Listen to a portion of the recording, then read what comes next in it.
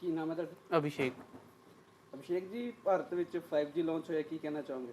5G launch ਹੋਣਾ ਇਹ ਹੈ ਕਿ ਹੁਣ ਸਾਨੂੰ ਬੈਨੀਫਿਟ ਹੋ ਜਾਊਗਾ। ਅੱਗੇ 4G ਚਲਾਉਣ 'ਚ ਸਪੀਡ ਜਿੱਦਾਂ ਕਈ ਵਾਰੀ ਘੱਟ ਹੁੰਦੀ ਸੀਗੀ ਤਾਂ ਡਾਊਨਲੋਡਿੰਗ ਵਗੈਰਾ ਸਪੀਡ ਬਹੁਤ ਦਿੱਕਤ ਆਉਂਦੀ ਸੀ। 5G ਆਉਣਾ ਇਹ ਸਪੀਡ ਨਾਲ ਕਾਫੀ ਫਰਕ ਪਊਗਾ।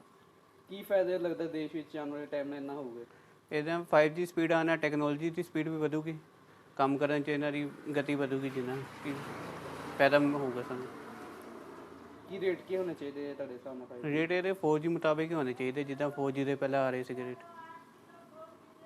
संदेश कुमार। संदेश जी, आज 5G लॉन्च कर दिया गया है प्रधानमंत्री की ओर से, जो दिल्ली में लॉन्चिंग हुई है इसकी, इस पे क्या कहेंगे आप? बहुत अच्छा बढ़िया काम किया है जो उन्होंने जो किया। जो नेटवर्क की इशू पहले 4G में थोड़ी बहुत आती थी, वो 5G में बेस्ट हो जाएगी। आगे से काफ़ी होगा तरक्की देश की इससे।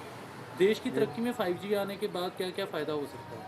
नेटवर्क की सबसे जो प्रॉब्लम थी वो सबसे बढ़िया हो जाएगी, और जो स्पीड है वो तो नेचुरली सबसे बेस्ट होगी 5G में। 4G के जो रेट थे अब 5G आ गए, तो इसमें क्या रेट होने चाहिए?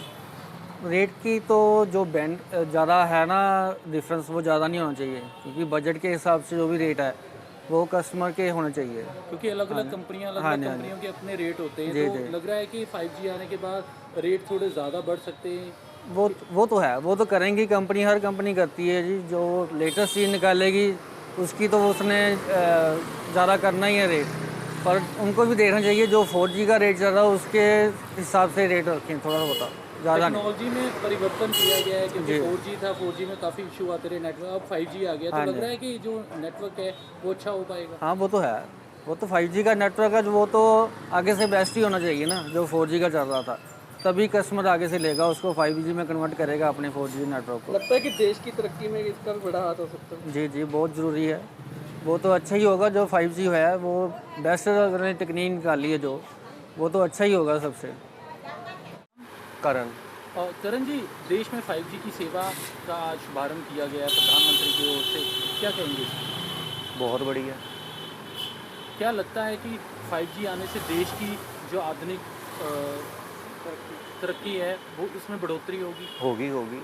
जितना जितना प्रोसेस फास्ट आता है उसका बेनिफिट तो मिलता ही है। पहले 2G था, फिर 3G आया, 4G आया, 5G है। तो क्योंकि अब 5G लॉन्च कर दिया गया है, अभी कई शहरों में लॉन्च हुआ है, तो आने वाले समय में यहाँ पे भी आएगा 5G। तो उसको देख के क्या लगता है कि टेक्नोलॉजी में जो बढ़ोतरी की गई है, जो रेट थे, जो 4G के रेट है और 5G के रेट में कितना अंतर होना चाहिए?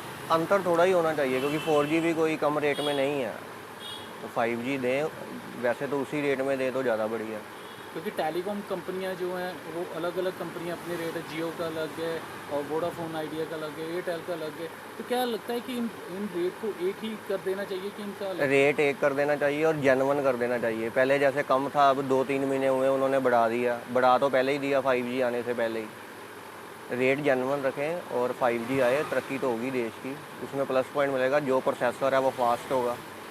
क्योंकि 5G जो विदेशों में चल रहा है, अब भारत में शुरू हो गया है, तो लगता है कि इससे जो आपकी क्योंकि जो आजकल सारा कुछ सोशल मीडिया पर है या सोशल वर्किंग हम कह सकते हैं कि आजकल सभी मोबाइल पे टेक्नोलॉजी हो गई है, तो उसमें आपको भी कोई बिजनेस में फ़ायदा होगा? जरूर। ऑनलाइन बिजनेस है आजकल तो ऑफलाइन से ज़्यादा ऑनलाइन ही कस्टमर सेटिस्फाई है। तो लगता है कि जो आधुनिक तकनीक अब जो आ गई है भारत में, देश तो तरक्की जो करेगा, उसके सिवाय आपकी क्या तरक्की होगी, देशवासियों की क्या तरक्की होगी? तरक्की होगी, जैसे प्रोसेसर फास्ट होगा 5G आने से फ़र्क तो पड़ता ही है। क्या फ़र्क क्या होगा, क्या difference? देखो, जैसे बिजनेस में है प्रोसेसर फास्ट हो जाएगा, जैसे हम बिजनेस के रिलेटेड कहीं काम करते हैं, ऑनलाइन किसी को कुछ भेजते हैं, कोई मेल्स जाती आती हैं, प्रोसेस फास्ट होगा, उसका बेनिफिट तो मिलता ही है। और पिछले कई दिनों में नेटवर्क इशू भी चल रहा था, तो लगता है इससे थोड़ी राहत मिल पाएगी? मिलेगी।